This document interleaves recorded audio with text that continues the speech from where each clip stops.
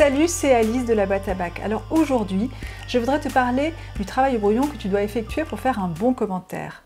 Pour faire un bon commentaire, il faut faire un travail préalable qui comprend une série d'exercices que je m'apprête à t'exposer dans cette vidéo. Cette vidéo fait partie d'une série de 24 vidéos de méthodologie sur le commentaire et la dissertation philosophique que tu pourras trouver dans le coffret du Kit Bac philosophique que j'ai écrit, qui comprend également 700 questions-réponses et des défis pour t'amuser entre amis. Pour plus d'informations, n'hésite pas à te rendre sur notre site laboiteabac.fr où tu découvriras d'autres vidéos de méthodologie ainsi que comment commander ce Kit Bac philosophique. Ce travail au brouillon dure pas moins de 2 heures, durant un examen qui lui dure 4 heures, à savoir la moitié du temps, et les 2 heures restantes seront consacrées à la rédaction. Dans cette vidéo, tu découvriras quel est l'état d'esprit nécessaire pour faire un bon développement, qu'est-ce que l'étude du paratexte, quel travail faut-il faire sur les concepts, sur la structure grammaticale, sur la forme du texte, ce que sont le thème général et le thème précis, comment extraire la thèse de l'auteur, comment faire la problématique, comment cerner l'enjeu, le choix du plan, les sous-parties et l'intro. Sache qu'en examen, comme matériel, tu n'as besoin de pas grand-chose, si ce n'est des feutres et des stylos. Le papier format A4 de brouillon et de copie d'examen t'est fourni, mais sache aussi que tu as besoin d'une montre pour vérifier le temps de travail que tu peux consacrer au brouillon et celui que tu peux passer à la rédaction. Mais voyons maintenant dans quel état d'esprit tu dois te mettre pour faire un bon commentaire. Pour faire un bon commentaire, il est essentiel de canaliser pleinement son attention. Pour un devoir à la maison, coupe ton téléphone, évite absolument les réseaux sociaux. Les textes de philo sont ardus, difficiles, et il est impossible de faire un bon travail sans se concentrer pleinement. Mais il est aussi essentiel de faire confiance au texte. Faire confiance au texte permet sa pleine compréhension. Si d'entrée de jeu tu n'es pas d'accord avec l'auteur, tu risques de passer à côté de l'intérêt de son raisonnement. D'autre part, il est important que tu tiennes compte du contexte de l'époque. Il te sera difficile de voir l'intérêt de la pensée de Socrate si tu oublies qu'elle date du 5e siècle avant Jésus-Christ, qu'il est le premier auteur à proposer un système philosophique rationnel et qu'avant lui on avait recours essentiellement à la mythologie pour expliquer les choses inexpliquées. Mais voyons maintenant quel travail tu dois faire sur le paratexte. Après avoir choisi ton sujet et procédé à plusieurs lectures du texte, je te conseille d'étudier le paratexte, c'est-à-dire tout ce qui se trouve autour du texte. Sur l'exemple choisi issu du texte « Qu'est-ce que les Lumières » de Kant, tu peux extraire du paratexte les informations suivantes. Tu vois que le texte a été écrit par Kant. Tu peux noter donc sur ton brouillon que c'est un philosophe allemand qui a tâché de répondre à 3 questions. La première étant « Que puis-je connaître ?» La seconde étant « Que dois-je faire ?» Et la dernière « Que m'est-il permis d'espérer ?» Sa philosophie, le criticisme, a renouvelé la théorie de la connaissance. C'est l'objet de la critique de la raison pure. De la morale, c'est l'objet de la métaphysique des mœurs. De l'expérience esthétique, c'est l'objet de la critique de la faculté de juger. Tu vois ensuite que ce texte s'appelle « Qu'est-ce que les Lumières ?» Si tu le sais, au brouillon, je t'invite à noter que c'est un extrait d'un article paru en 1784 où Kant répondait à la question « Qu'est-ce que les Lumières ?» Qu'il parle d'un mouvement, les Lumières, qui manifestait selon lui la volonté de l'homme de quitter son enfance intellectuelle pour conquérir la liberté de l'usage de la raison. Tu vois également qu'il y a une expression latine « sapere aude », une formule empruntée à Horace, qui signifie « oser penser par toi-même ». Enfin, tu vois que le texte a été écrit en 1784, c'est-à-dire qu'il est paru 5 ans avant la Révolution française, qui était pour Kant l'incarnation de ses idées.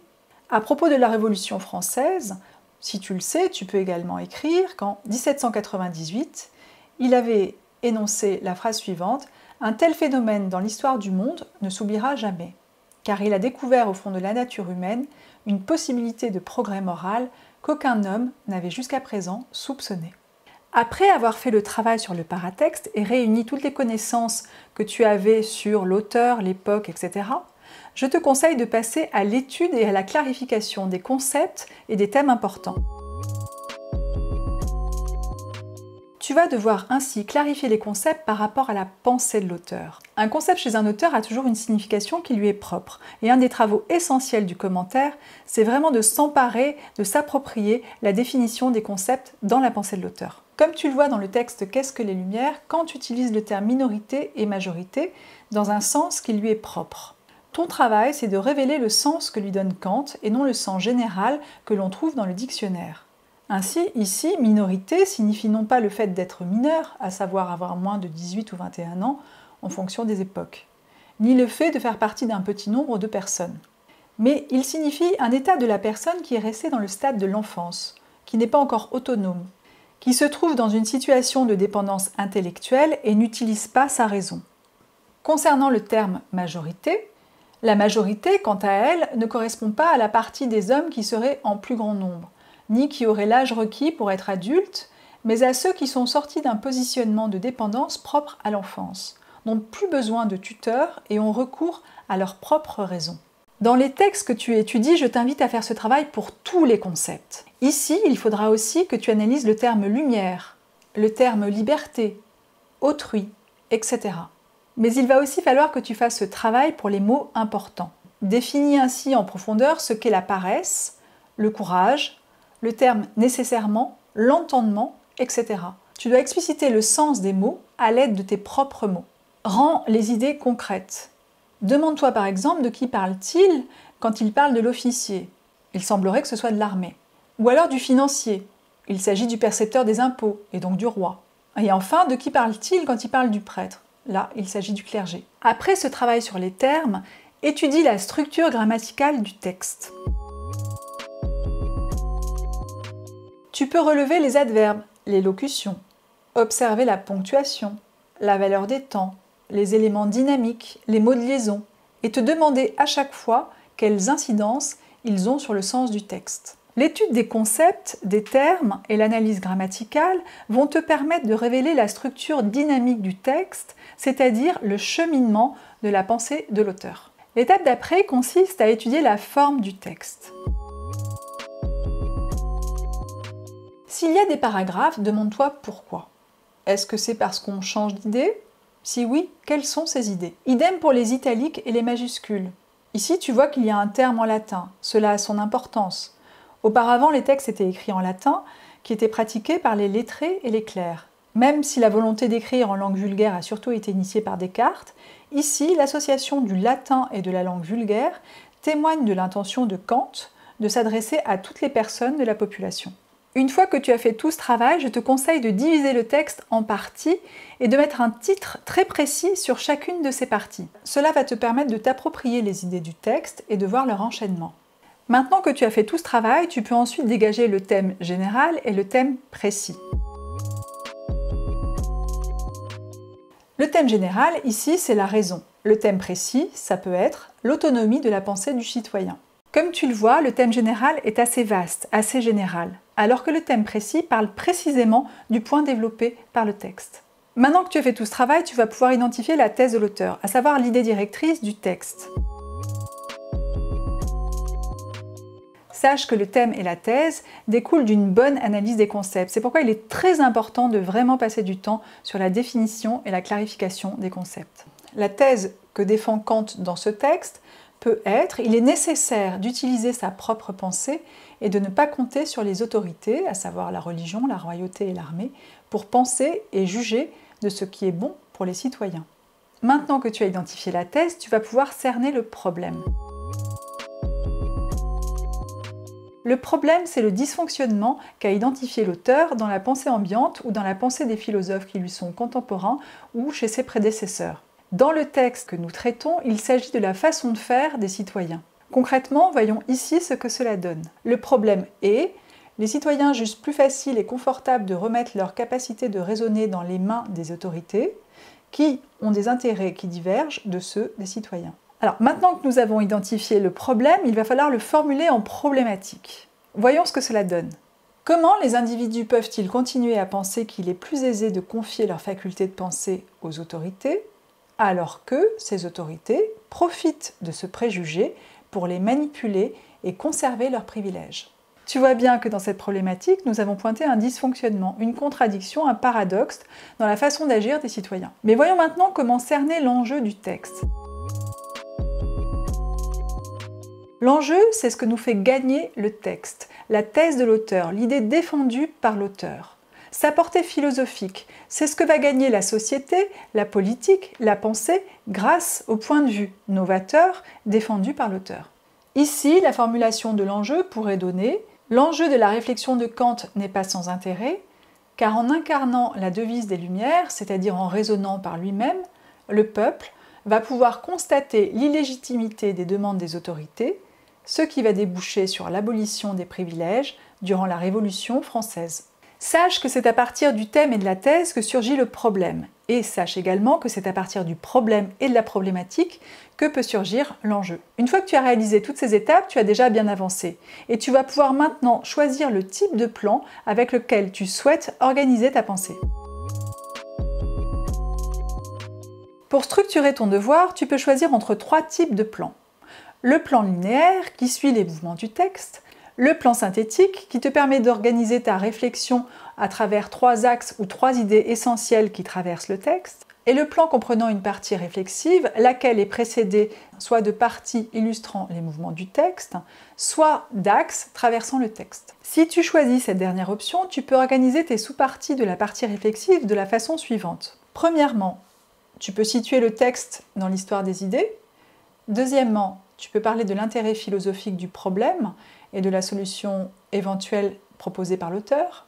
Et enfin, tu peux faire un commentaire critique, et dans cette partie, tu peux donner ton avis tout en restant nuancé et en procédant de façon rationnelle, en mettant en avant les apports et les limites de la pensée de l'auteur dans ce texte. Alors, sache que la partie réflexive n'est pas obligatoire, mais je t'invite à t'entraîner tout au long de l'année, à l'effectuer, à enrichir ta culture philosophique, car comme tu vois, il faut connaître un petit peu quelle est l'histoire des idées pour pouvoir la pratiquer correctement. Une fois que tu as choisi le type de plan avec lequel tu souhaites organiser ta réflexion, je t'invite à prendre une feuille A4 en format paysage, comme ceci, sur laquelle tu vas pouvoir construire un tableau et organiser tes parties et tes sous-parties. Voici ce que cela peut donner au brouillon. Comme tu le vois, il y a les idées directrices, partie 1, partie 2, partie 3, et les sous-parties.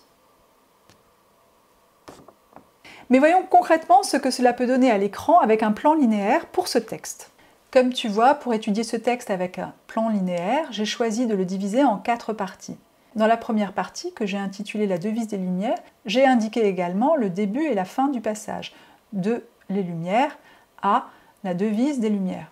Idem pour la seconde, la troisième et la quatrième partie. Et ensuite, je t'invite à découvrir les sous-parties. Tu peux faire pause à l'écran et prendre le temps d'étudier en profondeur le texte et son analyse à travers un plan linéaire. Voyons maintenant ce que cela donne pour ce texte à travers un plan synthétique qui organise les idées à travers des axes. Pour ce texte, j'ai choisi 3 axes pour expliquer les idées principales du texte. La première étant les raisons pour lesquelles les mineurs refusent la majorité, la deuxième, la manipulation des tuteurs, et la troisième et dernière, sortir de l'obscurantisme grâce aux lumières. Également, je t'invite à mettre pause sur l'écran afin de prendre connaissance de l'agencement de ce plan synthétique. Et voyons maintenant ce que cela donne si tu souhaites faire une partie réflexive. Je te le rappelle, la partie réflexive comprend 3 temps. Dans la première, tu peux situer le texte dans l'histoire des idées. Dans la seconde, tu peux envisager l'intérêt philosophique du problème et de la solution éventuellement trouvée par l'auteur. Et enfin, dans la dernière, tu peux proposer un commentaire critique. Cette dernière partie, je te le rappelle également, est précédée de parties suivant soit le plan linéaire, soit le plan synthétique. Pour situer le texte dans l'histoire des idées, tu peux préciser que ce texte appartient au XVIIIe siècle et aux Lumières et met au centre l'usage de la raison et distingue la connaissance de la foi. Qu'il succède à Descartes, qui affirmait l'existence de Dieu, et précède la pensée d'Hegel, qui réintroduira la certitude de l'existence de Dieu. Concernant l'intérêt philosophique du problème et de la solution de l'auteur, tu peux dire qu'après avoir démontré les limites de la raison, dans la critique de la raison pure, en son ouvrage, Kant met en lumière les capacités de la raison et les champs qu'elle doit légitimement investir.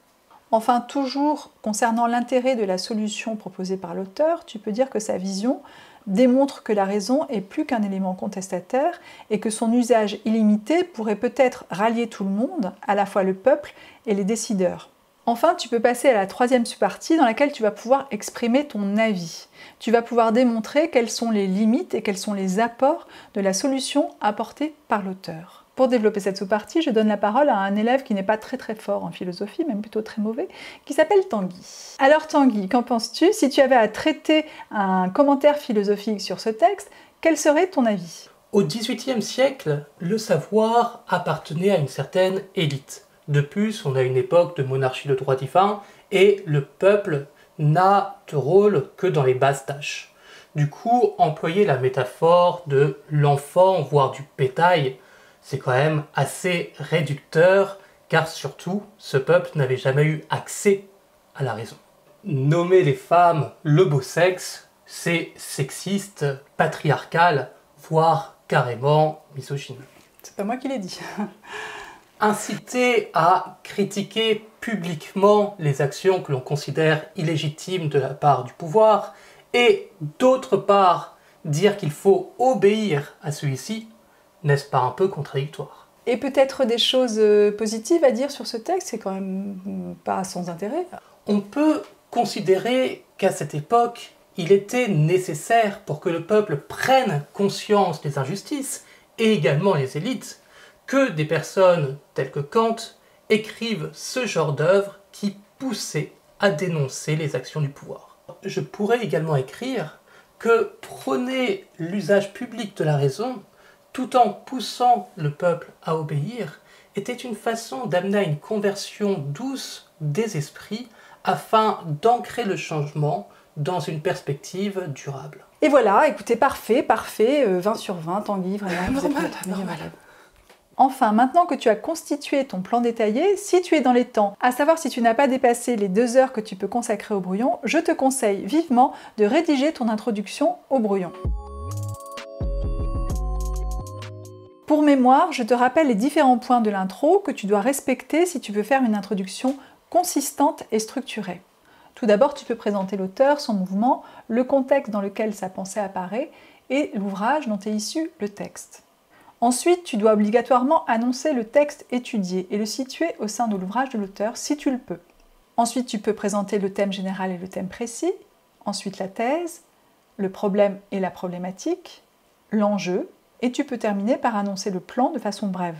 Et enfin, si tu veux avoir plus d'infos sur l'introduction, je t'invite à te rendre sur notre site www.laboiteabac.fr où tu trouveras plein de vidéos sur l'introduction et la rédaction du commentaire.